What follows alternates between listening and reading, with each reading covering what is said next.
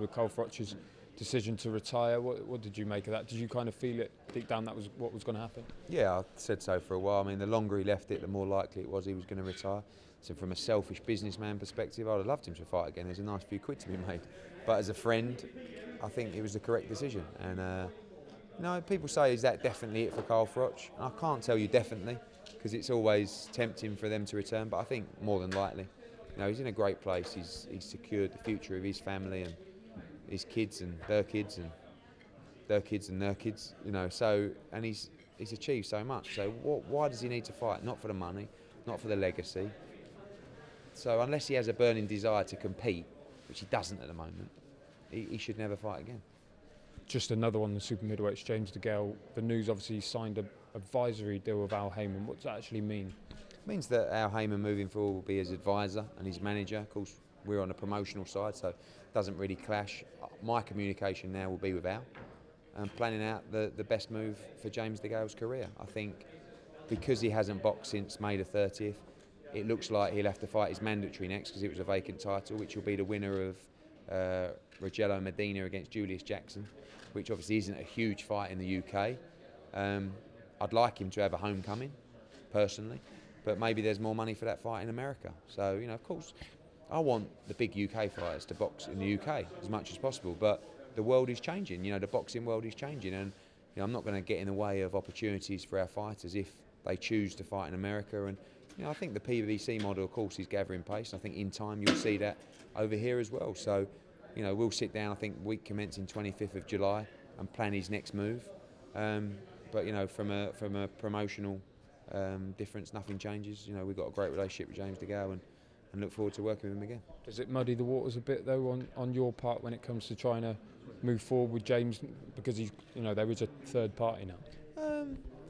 I guess, he had a team around him already. It was never me making the decisions on behalf of James DeGale. Some fighters you have different relationships with. With Carl Froch, it was me, Carl Froch and Rob McCracken.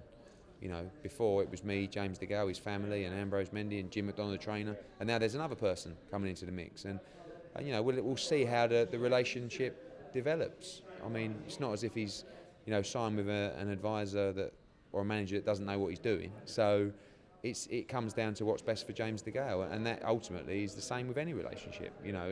You have to do what's right for the fighter, and that'll be the decision in terms of where he fights next and who against. But obviously domestically, there's got to be one eye on August the 22nd with George Groves against Badou Jack, because if he was to capture the world title, that's a huge domestic fight. So that division particularly, Callum Smith against Rocky could fight each other, Martin Murray. It's a great division at the moment, and I would like to see his fights in the UK. But again, we'll sit down and look at the landscape for James. Have you spoken to Al about James since the announcement? Yeah, touch base and just said I'm excited. I think there'll be other matchroom fighters that we look to move in the same kind of direction, if it makes sense for them. If you're not a pay-per-view fighter, there is more money to fight in America.